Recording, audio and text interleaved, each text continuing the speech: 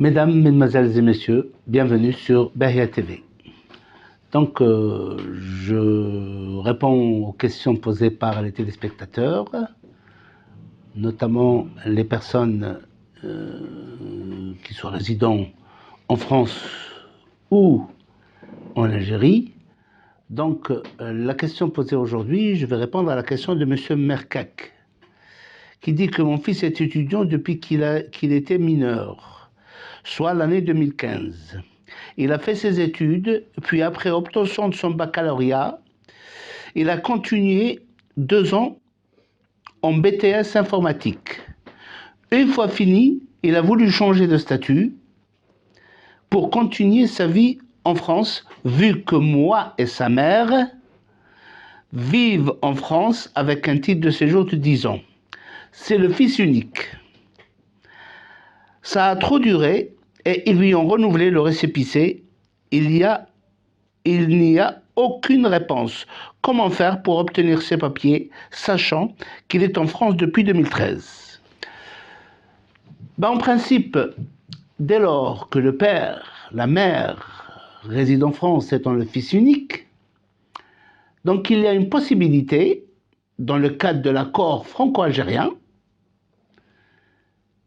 c'est l'article 6, alinéa 5 de cet accord, c'est l'accord franco-algérien du 27 décembre 68 modifié. Et je rappelle encore une fois qu'un accord bilatéral, c'est-à-dire l'accord franco-algérien, qui date du 27 décembre 68 et qui a été modifié en dernier lieu en 2001, prime sur le droit interne, en vertu de l'article 57 de la Constitution française.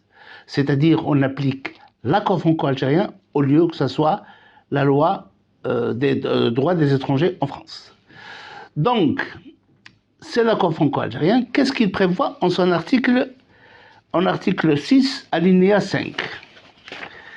Il précise que le certificat de résidence d'1 an portant la mention vie privée et familiale est délivré de plein droit aux ressortissants algériens qui n'entrent pas dans les catégories précédentes, c'est-à-dire le conjoint de Français, autres, les malades, et ceci ou cela, qui n'entrent pas dans les catégories précédentes ou dans celles qui ouvrent droit au regroupement familial, effectivement parce qu'il est majeur, donc il ne peut pas bénéficier du regroupement familial, mais dont les liens personnels et familiaux en France sont tels que le refus d'autoriser son séjour porterait à son droit au respect de sa vie privée et familiale une atteinte disproportionnée au regard des motifs de refus. Donc, il a le droit d'obtenir une carte vie privée familiale, dès lors qu'il a un certain nombre de présences sur le territoire français et qu'il est surtout dépourvu d'attache familiale en Algérie. C'est-à-dire, il se retrouve tout seul, il a suivi une scolarité, et faites très attention parce que lorsque la préfecture ne répond pas, il y a un texte qui dit que le silence de la préfecture, de l'administration préfectorale, au bout, en matière de séjour, c'est 4 mois, alors qu'en d'autres matières, en matière administrative, c'est 2 mois. Actuellement, la loi a changé, mais en matière de séjour, ça a toujours raison conservé les 4 mois. Les 4 mois de silence équivaut à un rejet implicite de la demande. Et à partir de là, vous disposerez d'un délai de 2 mois pour pouvoir introduire un recours contre ce refus implicite. Et ce que je vous conseille de faire, vous avez encore la possibilité, à l'expiration du délai de 4 mois lorsqu'ils ne répondent pas, de demander les raisons de ce refus implicite, c'est-à-dire les motifs de ce refus implicite. Et vous pouvez le demander avec une lettre recommandée, avec accusé de réception. Ils doivent répondre dans le mois. C'est-à-dire, vous obligez l'administration, à défaut de quoi, vous allez recourir à une procédure devant le tribunal administratif, ce qu'on appelle la procédure de référé mesure utile. c'est-à-dire vous allez saisir le tribunal qui doit trancher dans le meilleur délai, et il ne dépassera pas 15 jours, il va trancher sur cette question, surtout si le récépissé arrive à expiration et que l'intéressé se retrouve dans une situation inextricable. Et c'est la raison pour laquelle je vous conseille de vous rapprocher d'un avocat pour voir la possibilité justement de saisir le tribunal ou éventuellement saisir la préfecture d'une demande d'explication de ce refus implicite, c'est-à-dire dès lors que les 4 mois sont écoulés, aucune réponse de la préfecture, ceci se traduit par un refus implicite de la délivrance du titre de séjour, ce qui vous autorise à saisir le tribunal ou demander des explications au préfet par lettre recommandée avec accusé de réception en lui demandant la motivation de ce refus implicite. Voilà donc ce que j'ai à vous dire, mais en tout état de cause, on ne peut pas refuser à votre fils, nonobstant le fait qu'il était étudiant, parce qu'effectivement, pour les personnes qui, par exemple, justifient d'une dizaine de présences sur le territoire français, s'il était totalement en situation irrégulière, donc il a droit, à plein droit, à un titre de séjour en France, du fait qu'il justifie de 10 années de présence sur le territoire français, et toutefois, s'il a été étudiant, il ne peut pas bénéficier de cet article, c'est-à-dire s'il dispose de 10 années de présence, s'il était étudiant, il lui faut 15 années de présence sur le territoire français pour pouvoir bénéficier de plein droit d'un certificat de résidence en France. C'est-à-dire les étudiants doivent justifier de 15 années au lieu de 10 ans pour quelqu'un qui est en situation irrégulière, ce qu'on appelle harag. Harag, il est sur le territoire français. Il n'a pas de papier, mais il a des preuves. Il a des preuves de sa présence sur le territoire français depuis 10 ans. Il obtient de plein droit un titre de séjour. Donc, votre fils ne peut pas se voir opposer un refus. Pourquoi? Parce que d'abord, un, c'est le fils unique.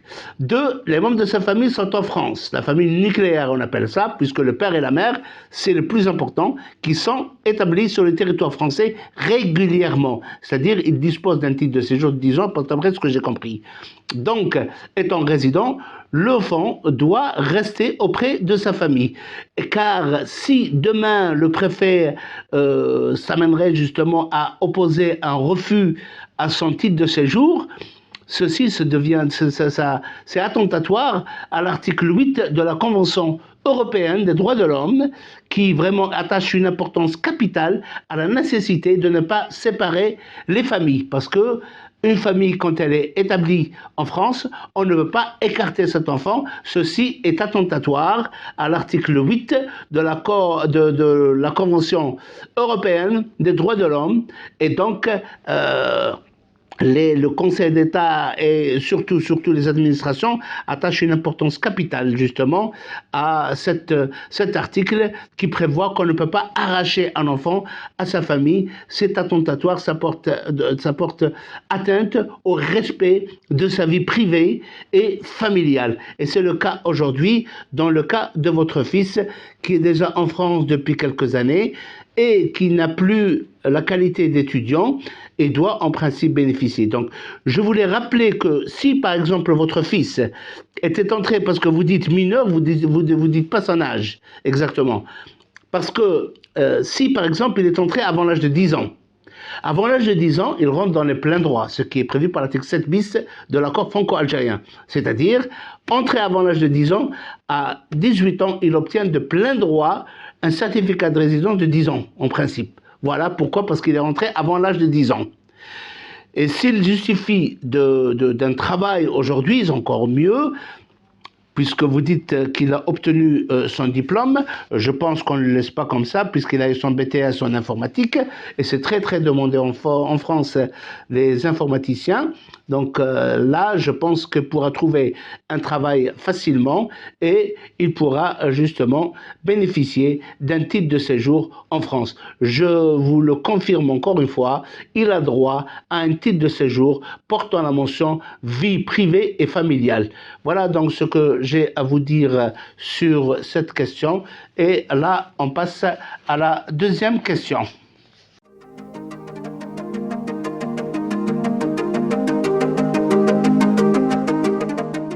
Concernant la deuxième question, je réponds à la question de Madame Imen. Imen qui dit qu'entrée en France en octobre 2020, j'ai soutenu ma thèse de doctorat en mathématiques, un changement de statut de chercheur vers salarié. Est-ce que c'est possible de le demander? Si oui, quels sont les documents nécessaires pour faire ce processus? Que la demande de nationalité française, il paraît que la demande de nationalité française est simplifiée pour les personnes titulaires d'un doctorat. Puis-je l'entamer dès maintenant? S'agissant de la première question, si vous avez obtenu votre diplôme de doctorat, d'ailleurs félicitations, et le problème qui se pose, c'est que, effectivement, c'est pas un problème, c'est-à-dire que la question de savoir, est-ce que vous avez le droit de demander la naturalisation, c'est-à-dire être naturalisé, c'est-à-dire demander la nationalité française, sans perdre la nationalité algérienne. C'est systématiquement, on ne perd pas la nationalité algérienne facilement. Voilà. Donc,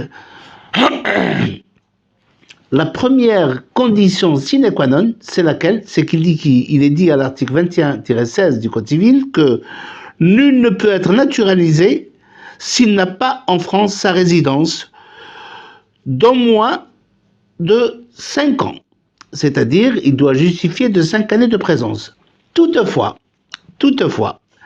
l'article 21-18 du Code civil prévoit effectivement, pour les étudiants qui ont fait 2 années d'université uniquement, c'est-à-dire le minimum c'est 2 années d'université, le délai, on appelle ça ce qu'on appelle le délai de stage. Le délai pour pouvoir acquérir la nationalité française, on appelle le délai de stage.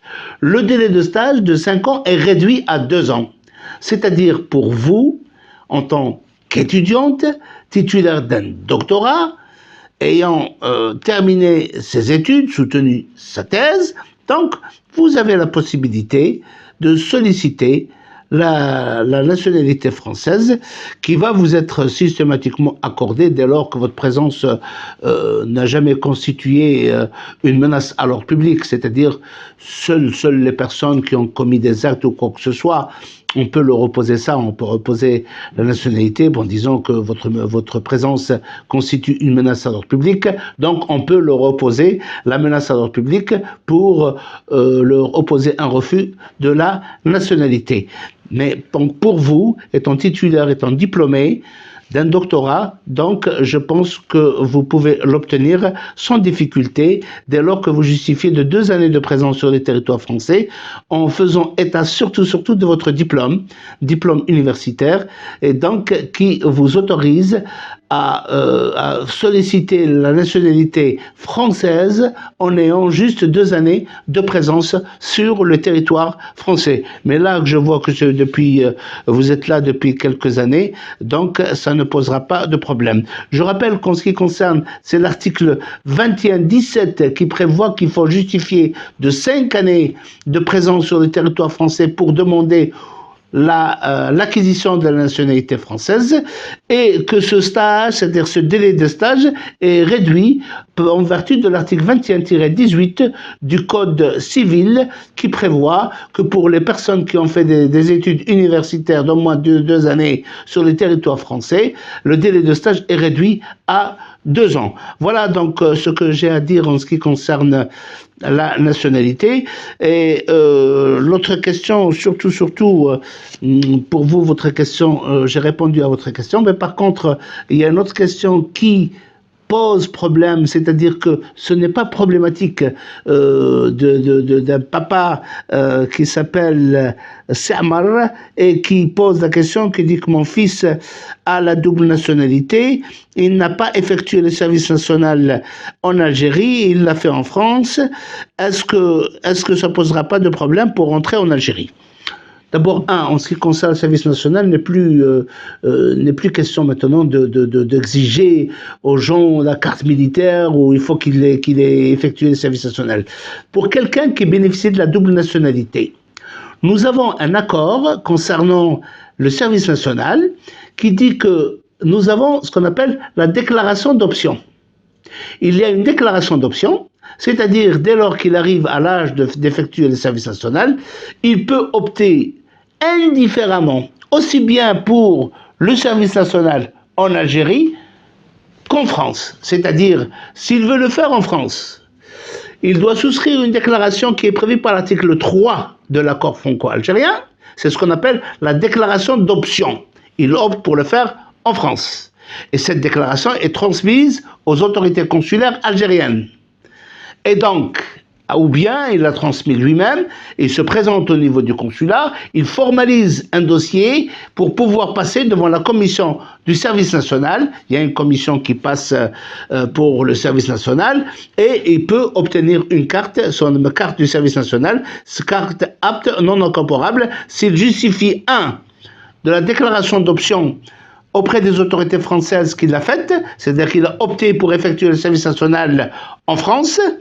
Ensuite, après avoir effectué le service national en France, il réclame ce qu'on appelle le certificat de service, c'est-à-dire le certificat qui précise que l'intéressé a bien effectué son service national en France. Et sur cette base, il formalise un dossier au niveau du consulat, et le consulat, lors de la commission, il y a une commission du service national qui siège au sein du consulat en principe chaque année, et donc là, on lui donne une carte d'apte non incorporable s'il a effectué le service national en France, et vice-versa. S'il opte d'effectuer le service national en Algérie, les autorités algériennes transmettent aux autorités françaises une déclaration d'option parce qu'il bénéficie de la double nationalité.